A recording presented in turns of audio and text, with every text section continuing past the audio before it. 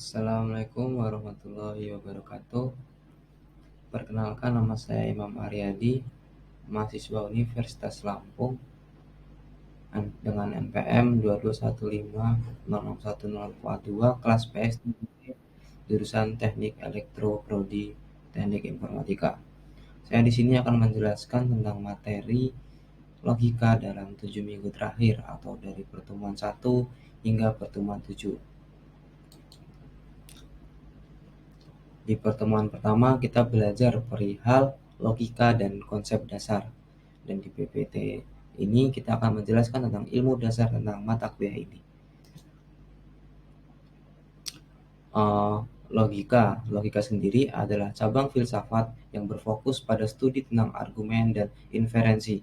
Konsep dasar logika meliputi pemahaman tentang hubungan antara proposi atau pernyataan dan bagaimana proposi tersebut digunakan untuk membangun argumen yang baik. Adapun contoh konsep logika sebagai berikut. Jika ada suatu pernyataan yang menyatakan bahwa langit malam ini gelap atau kucing saya berwarna hitam, proposi dapat digunakan untuk membangun argumen yang merupakan serangkaian proposi yang dirancang untuk membuktikan atau menunjukkan kebenaran dari suatu pernyataan atau klaim tertentu.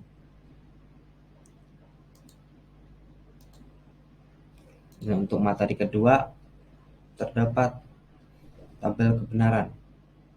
Menjelaskan definisi, fungsi, dan implementasi tabel kebenaran. Tabel kebenaran adalah sebuah tabel yang digunakan untuk menunjukkan nilai kebenaran dari sebuah argumen logika proporsional. Tabel ini terdiri dari dua bagian, yaitu kolom proposisi dan kolom nilai kebenaran. Kolom proposisi adalah kolom yang berisi proposisi yang terlibat dalam sebuah argumen logika proporsional. Proposisi ini biasanya dilambangkan dengan huruf-huruf alfabet atau simbol-simbol lainnya.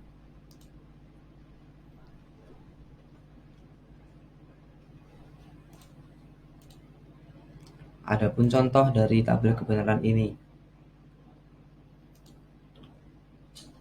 Terdapat contoh tabel kebenaran untuk argumen logika proporsional sederhana, seperti jika hujan turun, maka jalanan menjadi licin, dan hujan turun dapat ditunjukkan sebagai berikut. Jika hujan turun dan itu bersifat benar, maka jalanan menjadi benar-benar licin. Jika hujan turun dan itu bernilai true, maka jalan bisa saja menjadi false.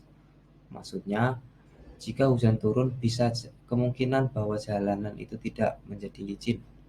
Dan begitu juga selanjutnya. Nah, untuk materi selanjutnya terdapat proposi majemuk, menjelaskan tentang definisi, fungsi, serta implementasi dari proposi majemuk itu sendiri. Proposi majemuk adalah sebuah proposisi yang terdiri dari dua atau lebih proposisi yang dihubungkan oleh kata sambung seperti dan, atau, kata sambung atau. Adapun contoh dari proposisi adalah dalam sebuah kelas terdapat 20 siswa. Proposisi majemuk, jika lebih dari 15 siswa hadir, maka kelas akan penuh atau guru akan memberikan tugas, dan dapat dituliskan sebagai simbol dari dua proposisi majemuk, yaitu jumlah siswa hadir lebih dari 15 dan kelas akan penuh atau guru akan memberi tugas. Tuliskan kedua proposisi majemuk ini dalam bentuk tabel kebenaran.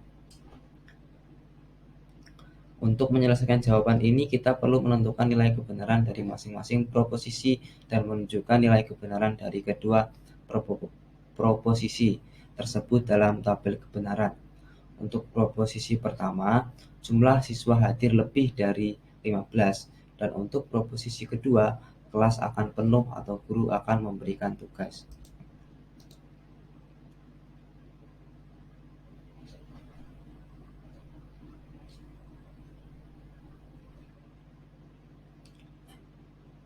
Adapun contoh dari tabel kebenaran,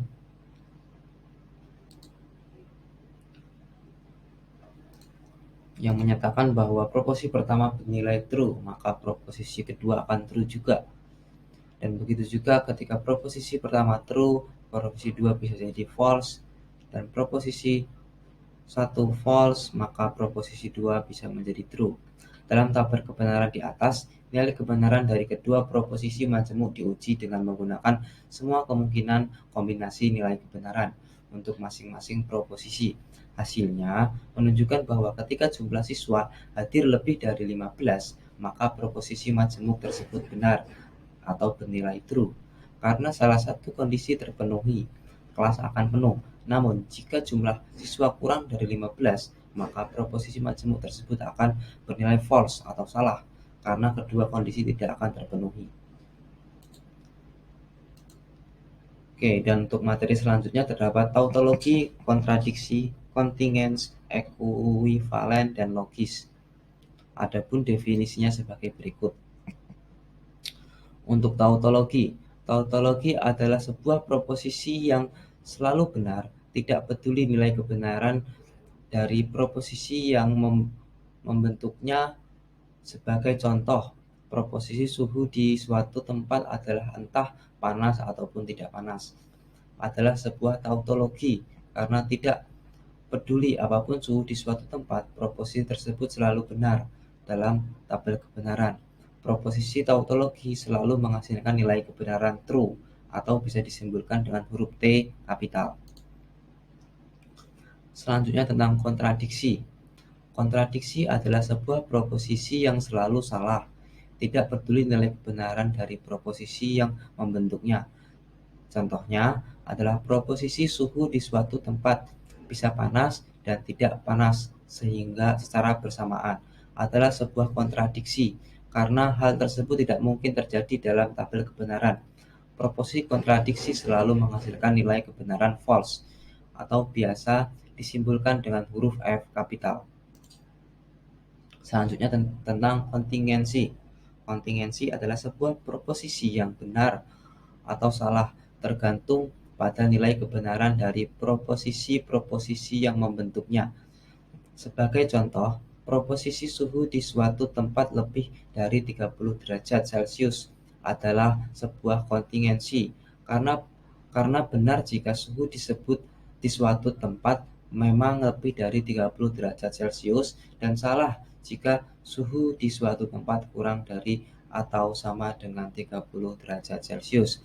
Dalam tabel kebenaran, proposisi kontingensi menghasilkan nilai kebenaran yang bervariasi, tergantung pada nilai kebenaran dari proposisi-proposisi yang membentuknya. Selanjutnya terdapat ekuivalen logis. Ekuivalen logis adalah dua proposisi yang memiliki nilai kebenaran yang sama, terlepas dari kebenaran dari proposisi-proposisi yang membentuknya. Sebagai contoh, proposisi jika hujan turun, maka tanah akan basah, dan proposisi jika tanah basah, maka hujan pasti turun, adalah ekuivalen logis. Karena kedua proposisi tersebut memiliki nilai kebenaran yang sama, yaitu benar. Jika hujan turun, maka tanah akan basah. Dan jika tanah basah, itu pasti disebabkan oleh hujan yang sedang turun. Oke. Contoh tautologi. Apakah proposisi semua buku adalah buku merupakan sebuah tautologi? Jawabannya iya. Proposisi tersebut merupakan sebuah tautologi karena proposisi tersebut selalu benar, tidak peduli nilai kebenaran dari proposisi yang membentuknya, karena sejatinya sebuah buku adalah buku itu sendiri. Ini adalah contoh dari kontradiksi atau biasa yang disebut pernyataan yang selalu bernilai salah, entah itu di dalam tabel kebenaran apapun nilainya. Apakah posisi semua buku tidak ada yang adalah buku? Maka ini termasuk kontradiksi, karena tidak mungkin sebuah buku itu tidak termasuk buku itu sendiri. Maka ini termasuk dengan proposisi sebuah kontradiksi. Lanjut ke kontingensi. Apakah hari ini adalah hari Senin merupakan kontingensi?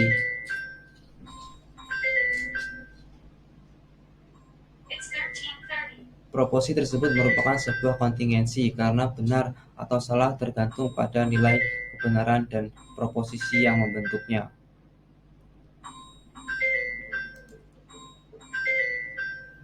Contoh ekuivalensi logis. Apakah proposisi jika hujan turun maka jalan akan basah dan proposisi jika jalan basah maka hujan pasti turun merupakan ekuivalensi logis? Jawabannya adalah iya. Kedua proposisi tersebut merupakan ekuivalensi logis karena memiliki nilai kebenaran yang sama, terlepas dari nilai kebenaran dan proporsi-proporsi yang membentuknya. Selanjutnya adalah penyederhanaan dan strategi pembalikan. Penyederhanaan adalah teknik untuk mengurangi kompleksitas dan proposisi-proposisi majemuk dengan cara menghilangkan proposisi yang tidak perlu yang memiliki nilai kebenaran yang sama dengan proposisi lain. Beberapa teknik penyederhanaan yang umum digunakan meliputi hukum asosiatif, mengubah urutan dan menghubungkan operator logika, misalnya A atau B atau C sama dengan A atau B atau C. Hukum distribusi, hukum De Morgan, dan eliminasi proposisi ganda. Selanjutnya adalah strategi pembalikan. Strategi pembalikan adalah teknik untuk membuktikan kebenaran proposisi majemuk dengan cara mengubah posisi antara premis dan kesimpulan, sehingga proposisi majemuk menjadi bentuk yang lebih mudah untuk dibuktikan. Ada dua jenis strategi. Strategi pertama adalah pengembalian langsung, mengubah proposisi premis dan kesimpulan tanpa mengubah nilai kebenaran proposisi. Misalnya, jika proposisi majemuk adalah jika A, maka pengembalian langsung menghasilkan proposisi majemuk jika tidak B, maka tidak A. Selanjutnya, pembalikan kontrapositif, mengubah posisi premis dan kesimpulan serta mengubah nilai kebenaran proposisi. Misalnya, jika proposisi majemuk adalah jika A maka B, maka pengembalian kontrapositif menghasilkan proposisi majemuk jika tidak B maka tidak A pula, serta mengubah nilai kebenaran menjadi negatif. Selanjutnya terdapat tableau semantik. Tableau semantik adalah metode dalam logika matematika untuk membuktikan kebenaran proposisi majemuk. Metode ini melibatkan pembuatan sebuah tabel yang terdiri dari baris dan kolom. Setiap baris dan tabel memiliki sebuah interpretasi, yaitu cara memberikan nilai kebenaran dan proposisi yang terdapat pada proposisi majemuk. Adapun contoh soal tabel semantik. Buktikan bahwa proposisi majemuk berikut merupakan tautologi menggunakan tabel semantik. Terdapat simbol P dan Q, maka Q dan P. Jawabannya adalah langkah pertama yang harus kita lakukan adalah membuat tabel kebenaran. Adapun tabel kebenarannya sebagai berikut. Terlihat di layar bahwa tabel kebenaran bisa dijelaskan tentang P bernilai true, Q bernilai true, maka selanjutnya akan true semua. Dan begitu juga selanjutnya. Untuk langkah kedua, terapkan hukum-hukum logika pada tabel yang telah dibuat, karena seluruh nilai kebenaran pada kolom terakhir adalah true. Maka dapat disimpulkan bahwa proposisi majemuk tersebut adalah sebuah tautologi. Dengan demikian, dapat disimpulkan bahwa simbolik tersebut adalah sebuah tautologi. Selanjutnya adalah bentuk normal. Bentuk normal adalah bentuk proposisi majemuk yang telah disederhanakan sedemikian rupa sehingga hanya terdiri dari konjungsi, disjungsi, dan negasi. Dan dua jenis bentuk normal, yaitu bentuk normal konjungsi dan bentuk normal disjungsi. Contoh soalnya adalah, ubahlah proposisi majemuk berikut ke dalam bentuk normal konjungsi dan bentuk normal disjungsi. Adapun simbolik logika sebagai berikut, dan kita dapat menjawabnya dengan bentuk normal konjungsi. Yang pertama, ubahlah R menjadi dari negasi R menjadi R dan R. Tampilkan hukum distribusi pada P dan Q dari R sehingga P atau R dan Q atau R. Bentuk normal disjungsi adalah mengubah dari negasi R menjadi R atau R. Terapkan hukum distribusi pada P dan Q dan R sehingga P atau negasi R dan Q atau negasi R. Maka proposisi majemuk P dan Q atau negasi R dapat ditulis sebagai F atau R dan Q atau R dalam bentuk normal konjungsi dan sebagai P atau negasi R dan Q atau negasi R dalam bentuk normal disjungsi. Mungkin itu saja yang dapat saya sampaikan terkait materi-materi yang sudah kita pelajari di 7 pertemuan terakhir. Jika ada kesalahan ataupun salah kata dari saya mohon maaf. Saya Imam Aryadi. Saya akhiri. Billahi taufik wal hidayah. Wassalamualaikum warahmatullahi wabarakatuh.